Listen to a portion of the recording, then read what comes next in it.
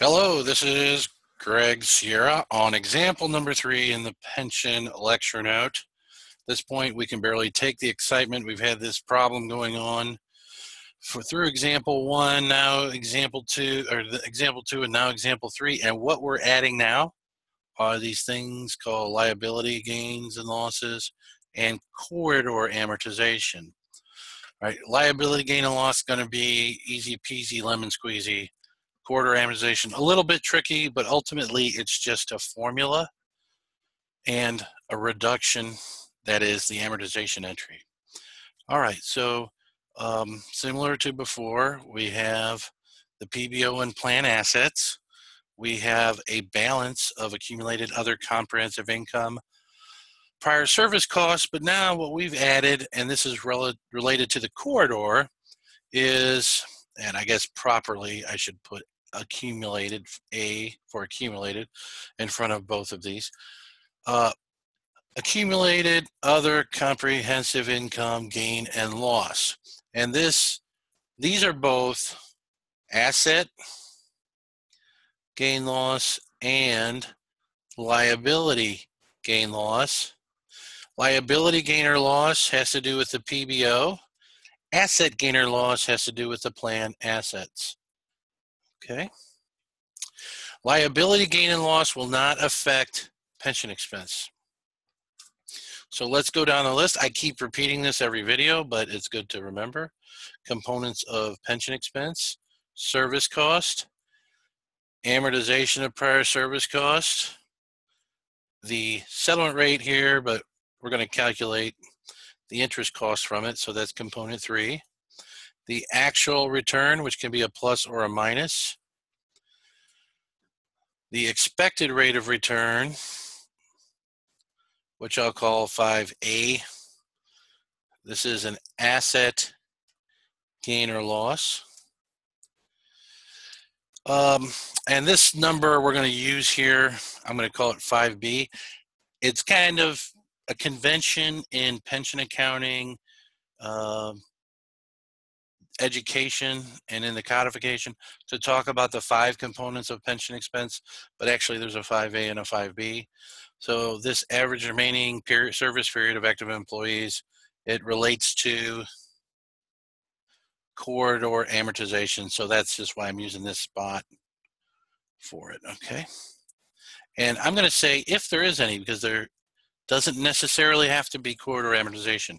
It's something you have to test for. Now this is decrease in PBO, so it's related to the obligation of the liability part due to a change in actuarial assumptions, not component of pension expense. So, little tricky. First of all, if it's related to the PBO and it's a change in actuarial assumptions, it is not going to impact pension expense. It's going to go straight to other comprehensive income gain loss. So don't get this one confused as a component of pension expense. So in this case, what happened is, let's see, it's a decrease in the PBO. So that means, for example, that after they retire, employees are dying sooner. Not really great to think about, but that's the way it would happen. So if the actuaries all get together and agree that life expectancy of employees are decreasing, and they're not living as long, that would decrease your PBO. So the actuaries change these assumptions built into their models. That changes the liability, which will in turn change the OCI gain loss for the period and accumulated other comprehensive income gain loss on the balance sheet. All right, contribution, again, just to repeat the terminology, this is also known as a funding payment. Benefits paid, these are benefits paid to workers who are in retirement. Now it asks us to complete a pension worksheet. So, the tricky thing is it's kind of already completed, but let's go to it anyway. we have the service cost, interest cost, amortization of prior service cost. Actual return, asset gain or loss. All of those were in example 2. We just wrote them down here in this column. So essentially in example 1 and 2, we didn't use the worksheet, but we still used the proper pension accounting. Now we're going to do this corridor amortization. So let me do the corridor amortization over here. So before we get to the details of the calculation, why are we doing this? Well, you have asset gains or loss and liability gains or loss. So here is your decrease. This is your liability gain or loss. It decreases the PBO, which is the column here, by 12,000, and increases the OCI gain loss by 12,000. This is a stockholders' equity account, remember. All right. If you are crediting a stockholders' equity account, that is like a gain. It's increasing stockholders' equity. So we would actually call this is a liability gain. And from example 2, we saw that we called this an asset gain. All right. This one is not a loss here, even though it's a debit. It's an amortization because it's a reduction from our beginning credit balance.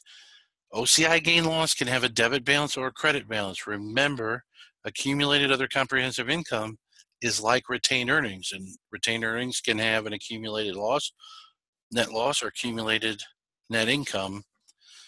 So OCI can have a OCI gain or loss can have an accumulated gain, which would be a credit, or accumulated loss, which would be a debit.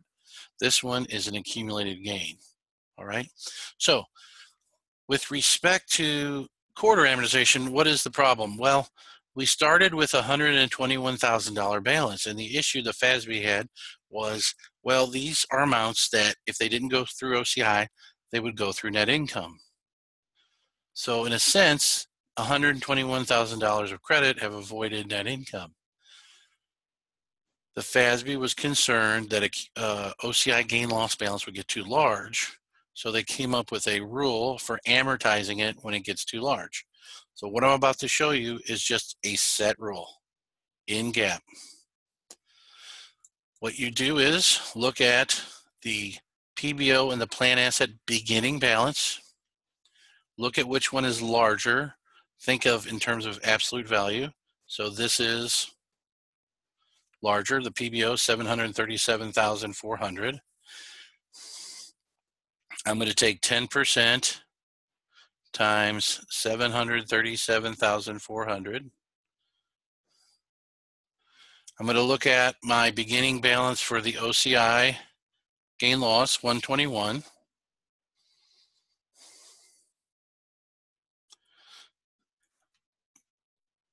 Then I'm going to divide it by 10.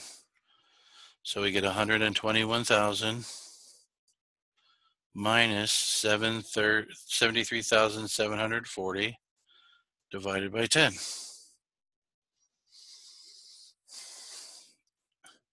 Which equals 47,260 divided by 10.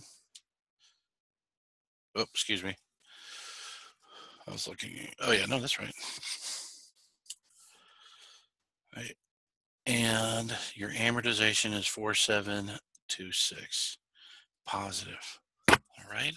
Now, if less than 0, then no corridor amortization. So the amount subject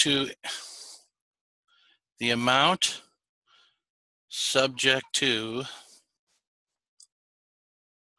corridor amortization equals 47,260 right here. So only the amount above the corridor, and the corridor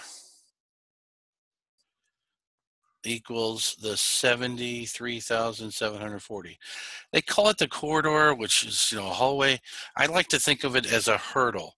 So if the OCI gain loss beginning balance is over the hurdle of 73,740, every dollar over that hurdle is subject to amortization over the average remaining service life of active employees. Average remaining service life of active employees. So if you take everybody that's working for the company and the actuary estimates how long everybody's expected to work till they retire and take the average of that, that's where that number comes from. So of all the people who are currently working on average, you know, some people are going to work 1 more year, some people are going to work 30 years, or expected to work 30 years. So that's what that denominator is, okay? So you're not done, you got a number and you have a positive number, but whether or not it's positive doesn't tell you how to amortize as a debit or a credit. If it's positive,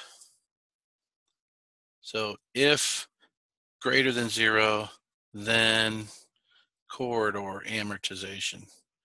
But amortize means to reduce. So how do we know if we reduce? We have a credit here, then we have to debit here. All right. So if you would have put a credit in this cell in the OCI gain loss column and quarter amortization row, that would have been incorrect, even though it would have been the right amount. All right, so the other thing I'd like to show you is when you have a credit balance, OCI gain loss, and you know there's amortization, you know that this is going to be credit. What you're doing is amortizing the credit to pension expense. If I would have started with a debit balance, I would have had the same amount, 4726, but credited over here and then debited over there. So always the beginning balance is what happens to the pension expense, and the amortization is the opposite, debit or credit. I'm going to cut this video into 2. I think it's getting a little too long, but I covered the quarter amortization here, and then I'll circle back and we'll finish this off in part 2.